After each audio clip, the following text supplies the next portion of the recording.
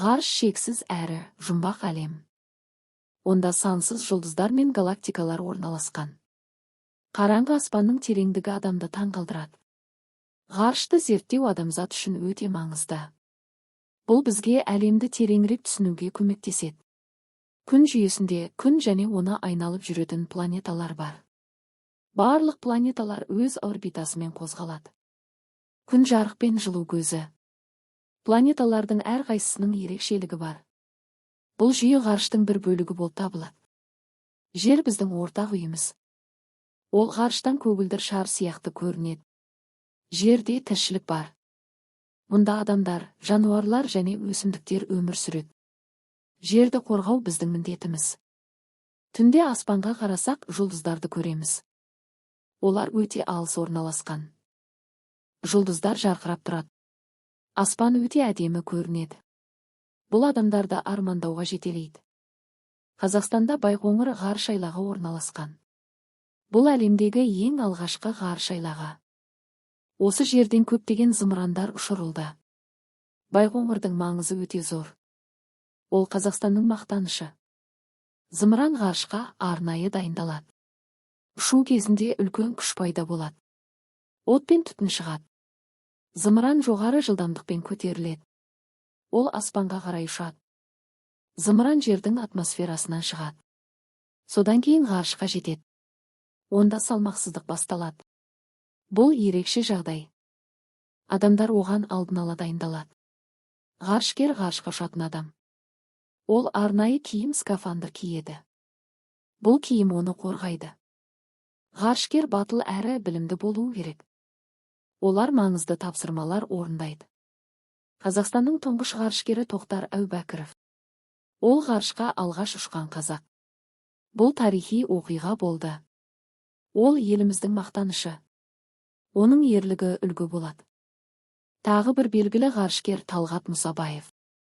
Ол бірнеше рет ғарышқа ұшты. Ғарышта маңызды жұмыстар атқарды. Оның тәжірибесі мол. Ол да Қазақстанның мақтанышы. Қазақстанның үшінші ғарышкері Айдын Айымбетов. Ол ғарышта зерттеу жұмыстарын жүргізді. Бұл үлкен жетістік болды. Ол елімізді танытты. Біз оны мақтан етеміз. Ғарышкерлер ұзақ дайындықтан өтеді. Олар арнайы жаттығулар жасайды. Денсаулығы мықты болу керек. Білімдері де жоғары болады. Дайындық өте маңызды. Ғарыш станциясы орбитада айналып жүреді. Онда ғарышкерлер өмір сүреді. Олар зерттеу жұмыстарын жүргізеді. Жерді бақылайды.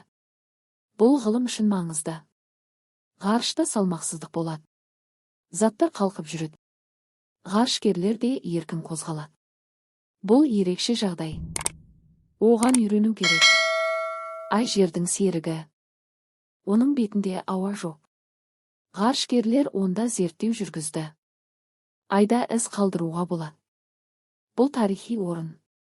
Марс қызыл планета. Оның беті ерекше.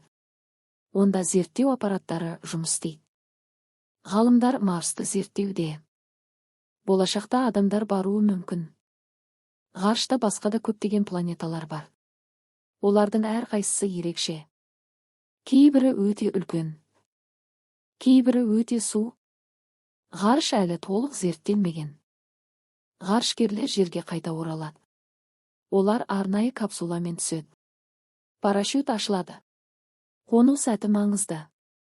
Барлығы сәтті аяқталады. Ғарышкерлерді халық қуанышпен қарсы алады. Олар батырлар. Еліміз оларды мақтан етеді. Бұл үлкен жетістік.